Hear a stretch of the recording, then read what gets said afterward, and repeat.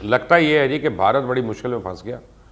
اور مودی سرکار کی چالاکیاں اس کے گلے پڑنا شروع ہو گئی ہیں۔ بھارت خود کو بڑا چلاک کار اور مکار سمجھتا ہے۔ اس وقت سوچا تھا کہ رشیا اور امریکہ جیسی طاقتوں کو بیوقوف بنا لے گا، اور وہ دونوں ملکوں کو پچھلے کئی سالوں سے الگ الگ اپنی وفاداریوں کے یقین دلا رہا تھا، لیکن آخرکار وہ وقت آ ہی گیا نا کہ بھارت کے گرد گھیرا تنگ ہونا شروع ہو گیا۔ پہلی بار رشیا نے بھارت کے ساتھ اپنا سالانہ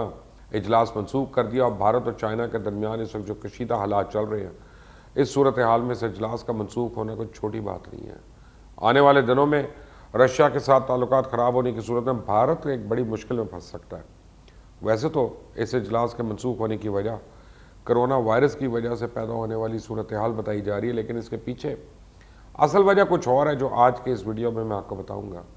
اور ساتھ ہی یہ بھی بتاؤں گا کہ امریکہ کے ساتھ تعلقات پہ ان سب کا کیا اثر پڑے گا۔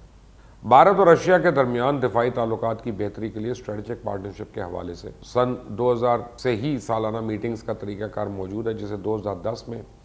خصوصی درجہ دیتے special and privilege strategic partnership میں تبدیل کیا گیا۔ گزشتہ سال اس میٹنگ میں شرکت کے لیے بھارتی وزیر اعظم نریندر مودی نے روس کا سفر کیا۔ 2018 میں روسی پریزیڈنٹ پیوٹن اس میں شرکت کے لیے بھارت آئے تھے،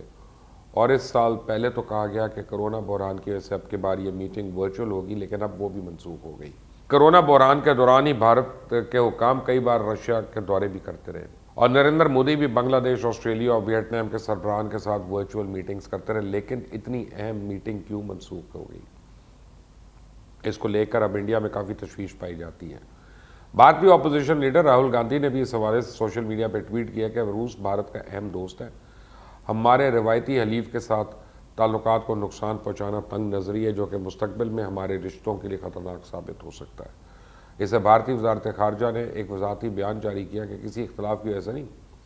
بلکہ کرونا وائرس کی وجہ سے یہ فیصلہ کیا گیا۔ دونوں ملکوں کی حکومت نے اس پہ اتفاق کیا، اور اس بارے میں کوئی دوسرا الزام یا دعویٰ گمراہ کن ہے، خاص طور پہ اہم رشتوں سے متعلق فرضی کہانیاں پھیلانا غیر ذمہ دارانہ بات ہے۔ دراصل بھارت نے کوڈ گروپ میں بھی شمولیت اختیار کی ہوئی ہے۔ اس میں بھارت کے علاوہ امریکہ، آسٹریلیا، جاپان بھی ہیں، اور یہ گروپ 2007 میں وجود میں آیا تھا، لیکن تب یہ غیر رسمی تھا۔ اب اس کوڈ کور کو رسمی شکل دے دی گئی ہے، جس کے بعد حال ہی میں یہ گروپ زیادہ ایکٹیو ہوا ہے، اور گزشتہ برس ان چاروں ممالک کے نمائندوں کی نیو یارک میں ملاقات ہوئی، اور اس سال کی میٹنگ ٹوکیو میں ہوئی، جس کے بعد یہ باقاعدہ طور پہ ایک سرکاری گروپ بن گیا۔ اس کو لے کر رشیا اور بھارت کے رشتوں میں تناؤ پایا جاتا ہے، لیکن کیونکہ اس گروپ کی وجہ سے بھارت پہلے سے بھی زیادہ امریکہ کے قریب ہو گیا، اس لیے رشیا نے خطے میں اپنے مفاد کو لاحق خطرات کو پہلے ہی بھانپ لیا، اور روسی حکام نے پہلی اس کوڈ گروپ کو لے کر اپنے تحفظات کا اظہار بھارت کے ساتھ کیا تھا، لیکن بھارت چلاکیوں سے تو باز نہیں آیا۔ اس نے سوچا کہ وہ رشیا جیسی طاقت کو بیوقوف بناتا رہے گا۔ اس کا رزلٹ یہ آیا کہ رشیا نے اتنی اہم میٹنگ جو کہ پچھلے 20 سالوں سے ہوتی آ رہی تھی وہ کینسل کر دی، اور حال ہی میں نئی دہلی میں روسی سفارت خانے کے ایک سینئر سفیر نے بھی اس حوالے سے ایک بیان جاری کیا، جس میں انہوں نے خدشات کا اظہار کیا کہ ہمیں بعض ممالک کی جانب سے بحرہ ہند اور بحر الکاہل کے خطے میں کچھ رکاوٹوں کی کوششوں کا سامنا ہے، جس سے خطے میں تعاون کے مقرر اصولوں کو خطرہ لاحق ہو سکتا ہے، اور اس پیش رفت سے آسیان کی مرکزیت اور اس کے اتحاد کو نقصان پہنچے گا۔ کوڈ خطے میں جامع مذاکرات اور مکالمے کے لیے نقصان دہ ثابت ہوگا۔ اس وقت دنیا میں نئے اتحاد اور گروپ بندیوں کا ایک سلسلہ جاری ہے۔ بھارت نے آہستہ آہستہ ہی صحیح لیکن خود کو مکمل طور پہ امریکہ کے بلاک میں کر لیا۔ حالانکہ بھارت چائنا تنازع کے حل کے لیے رشیا نے اپنی سطح پہ بہت کوشش کی تھی، اور رشیا خود ان ممالک میں ہے۔ چائنا اور بھارت کے وزرائے خارجہ کی ملاقات بھی جس نے کروائی، ڈوکلام تنازع کے وقت بھی رشیا نے اسی طرح کا کردار ادا کیا، لیکن بھارت نے اس بار رشین موقف کی بجائے امریکن موقف کو ترجیح دے رکھی ہے،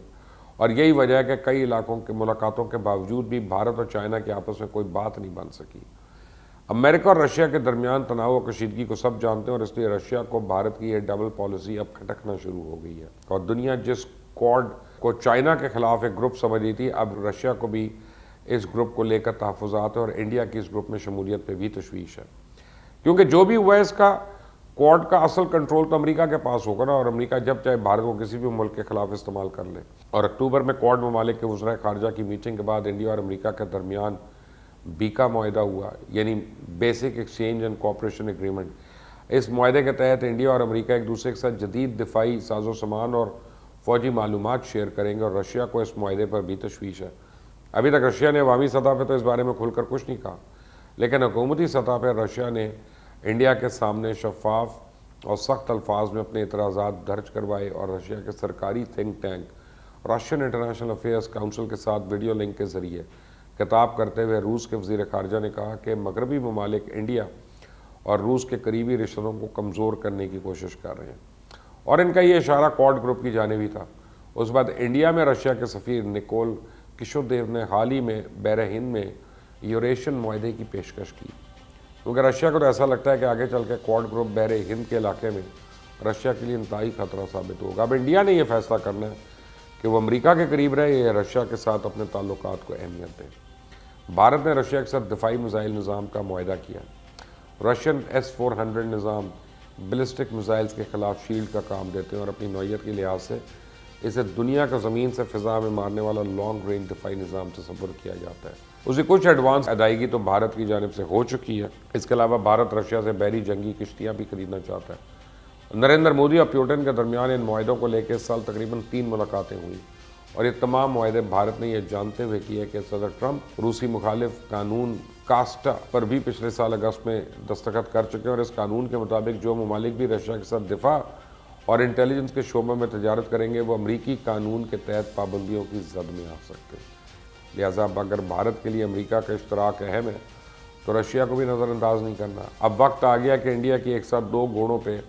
تو سواری ممکن نہیں۔ انڈیا کو فیصلہ کرنا ہوگا اس کو کس کے ساتھ رہنا ہے۔ لگتا یہ ہے کہ رشیا سے اس کے تعلقات خراب ہو ہی جائیں گے۔ ایسا ہوا تو خطے میں انڈیا ایک دفعہ پھر بالکل ہی اکیلا اور تنہا ہو سکتا ہے۔ الٹل نیکسٹ ٹائم، اللہ حافظ۔